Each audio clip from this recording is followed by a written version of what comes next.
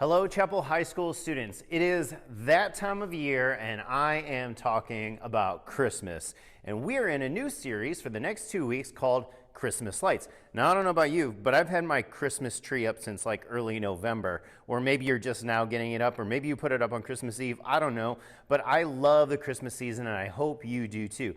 Before we jump into this week's message, let's pray together.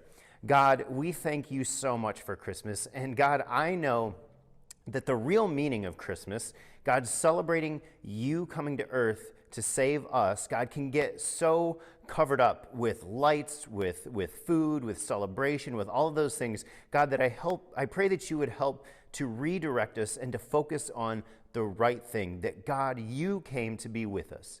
In your name, amen.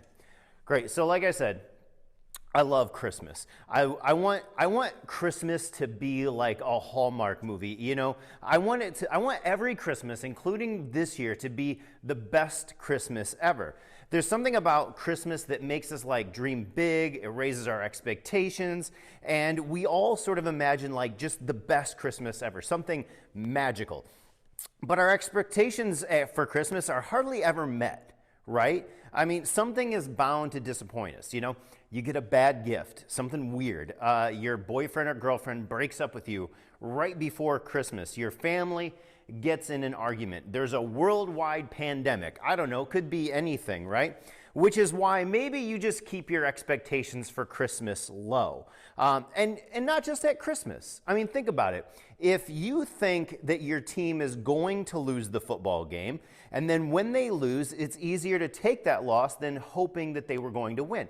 That's why it's so easy to be a Browns fan, because you never just expect that they're going to win. And that's why this year has been so awesome. Or if you're waiting for your grades to show up at the end of the semester and you're expecting to get a D in English and then a B comes rolling in, it's easy to have your expectations met.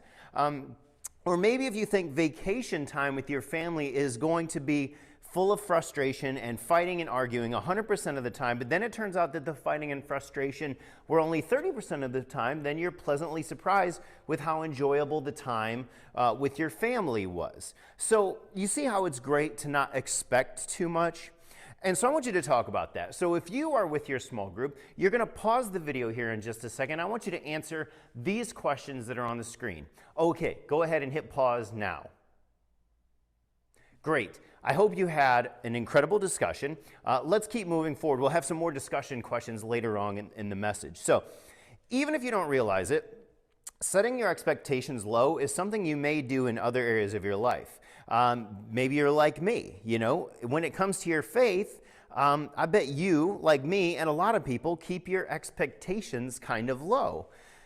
You know, you might pray, but how often do you really think that God is going to do what you're asking for? You know, you'd say that you have faith, but the truth is you're just not sure that God is going to show up the way you think he should. Or because maybe you think like God never really does what we expect him to. And when that happens over and over and over again, eventually it just becomes easier to not expect so much out of God. And what does it look like when we lower expectations with God? Well, it could look like a few things. You know, you stop praying because you think that either God can't or he won't do what you're asking him to do. Or you lose interest in anything faith-related because God seems distant, he seems far away, maybe just seems like he doesn't care. Or you think that God is weak and then you assume that he's not able to do anything big or powerful. Or lastly, we assume that God is uninterested in us and our lives, and he doesn't know or care anything about our lives, so why bother telling him about it or expecting him to do anything in our lives? And if you feel this way, I just want you to know that it's normal for all of us to go through those things. When we don't do this on purpose, we just kind of gradually become this way. And I don't know about you, but that God doesn't really sound like a God who's worth celebrating at Christmas. But what if you got this God wrong? What's a good thing to talk about? So I'm going to put some more questions on the screen. If you're with your small group, I want you to pause the video and answer these. All right, so as we're moving along, there's some good news. The good news is that we aren't the first first ones to have expectations of God and then not have those expectations met. In fact, the Christmas story, the very story that we're celebrating over the next couple of weeks, did not happen like people expected. The truth is, no one expected God to send his son into the world the way that he did. But before we go any further, let's get a little refresher on the details of Christmas, all right? So Mary, the mother of Jesus, was a young, pregnant Jewish teenager, not yet married, probably high school aged, okay? So she and Joseph, the man that she was engaged to, didn't have a lot of money, and they were living in an area that was occupied by the Roman government. So as part of the story, the Roman government required a census. They wanted everyone to be accounted for so they knew how big their territory was. And they wanted a count of all the people that they were in charge of. So every family was told to go to the town where they were originally from to be counted. So Mary, who was pregnant, had to get on a donkey and make a hot, dry, miserable, long trip all the way to the town where Joseph and his family came from. Sounds awful, right? But don't worry, that's not all. Once they get to Bethlehem, where they had to go, their destination, all of the inns, all of the hotels, all the places to stay are full, right? Joseph did not book an Airbnb. He did not get on Hotels.com. He messed up. And now, Mary is super pregnant, super uncomfortable, just having ridden on a donkey across the desert, and now she's got nowhere to sleep. And then, as if there wasn't enough going wrong already, Mary goes into labor, okay? As in the baby's coming now, right here, far away from their home, with no bed to sleep in and no bed to have a baby in. Now, I know things were different 2,000 years ago, and I know there was a different culture in this time and place, but I can promise you this. It doesn't matter what culture or what time you lived in, this situation is less than ideal. Actually, it stinks, literally, because Joseph's desperation to find a place for Mary to have the baby, the only thing he could find was a barn. Now, maybe your family or your grandparents or somebody you know has put out a manger scene and it's really cute. You know, it's got angels and there's Mary and Joseph and everybody's smiling and, you know, the animals are smiling, the wise men are there, all of that. It was not like that, okay?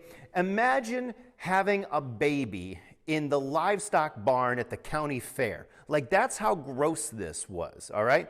In a barn with animals and all the smells that come with that, okay?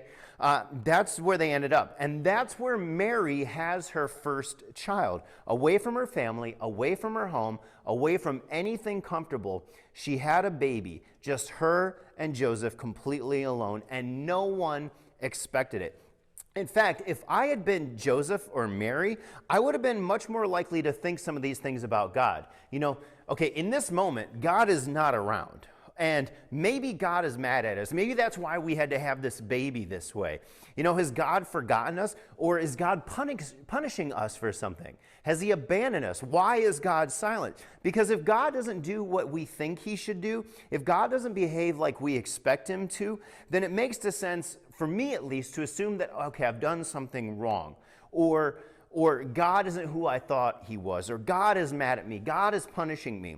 In fact, chances are, there were a lot of people who already thought those things about God before he sent his son to be born in a barn. Because for hundreds of years, God had been silent. There were no messages from the prophets, no word from God, nothing to hear. There was no sign of being freed from the Roman Empire that was ruling over them. There was no indication that God even cared about them anymore, let alone that he was doing anything. But it wasn't that God had let them down, which would have made him undependable or weak or not worth following. It was that they missed who he really was, and they expected something different from who God had always been. And who was God? What was this God like? Well, an angel showed up to tell Joseph exactly what God was like, exactly what God was going to be like when he arrived. The angel said this. Talking about Mary, it says, she will give birth to a son, and you are to give him the name Jesus because he will save his people from their sins. And all this took place to fulfill what the Lord had said through the prophet. The virgin will conceive and give birth to a son, and they will call him Emmanuel, which means, and don't forget this, God with us. You know, the Jewish people, they expected a warrior, a ruler, a punisher of enemies, a king, someone to take charge, you know, someone who's going to be a political leader. And they were disappointed because their expectations did not meet their reality. But the truth is, they got something far better, and so did we. They got a God who was with them, not in a palace, but in a barn, meaning that he wasn't out of reach. He wasn't accessible, and he was a reachable God. God with them was not an idea that they expected, but it was an idea that changed everything for them. God with us means that no matter what, we're never alone. No matter our behavior, no matter our good days or our bad days, no matter our family situation or our financial status, no matter what we've done, whether we're proud of it or embarrassed of it, God is with us. So I want you to remember this, that no matter what, God is with us. Yesterday, today, and tomorrow. And it started with Christmas, but it continues to be true for us today because of Jesus' death on the cross, his resurrection, and his ascension into heaven, and him giving us his Spirit. God is with us. So in other words, God lives in those who follow him as a reminder that we are never alone. Now, I know I just unloaded a lot on you, and I want you to discuss that. So again, if you're with your small group, I want you to pause the video, and I want you to answer these questions. Awesome. I hope you had a really good discussion. Let's move on. So when you think of God this way, it changes things. It means no matter your reality, God is with you. If your family is super dysfunctional, God is with you in that. Your dating life may not be what you want it to be. God is with you in that. You're failing geometry, God is with you in that. You didn't get the part that you wanted in the play, or you're scared about what is happening in the world, or whatever it is that you're dealing with, know that God is with you in that. And not only that, there is nothing that is going on in your life that God is not in complete control over. In other words, you're not alone. You never have been. God is with you. You aren't left to figure out life and the stuff that you and I worry about. You have God with you. So Jesus changed the way that we saw God. He gave us a new way to understand God and to relate to this God, and that is some incredible news. Now you might be asking, so what? God's with me. What does that mean for me? What do I do with that? Well, for you, I just want you to do one thing this week. I want you to find one way this week to keep reminding yourself that God is with you. Maybe it's writing a note in a journal, or making a screenshot and putting it as the background on your phone, or asking your small group leader or a trusted friend or an adult to remind you. Or maybe you're the type of person where you don't wrestle with this and you've known that God is with you and you believe that and you experience it. Maybe for you, it's for you to tell somebody else that this week. I want you to break one more time for discussion. So go ahead and pause the video here and answer these questions. Well, I hope you came up with some really cool ways to help you to remember that God is with you. And here's the thing. When you know God is with you and he's promised to never leave you, it's far more difficult to be disappointed in God, because that's a promise that he absolutely will never break. You know, Christmas is the best time to take a second look at the way we see God. Maybe to push away all the other things that we think makes Christmas incredible and let Jesus shine a light into our hearts and let him remind us that God is with us, that he is with us, and that is an amazing promise that he will never break. So as you close this message, I want you to walk away remembering this, that the God of the universe came to earth to show you that he loves you, to show you that he cares about you, and to show you that he is with you.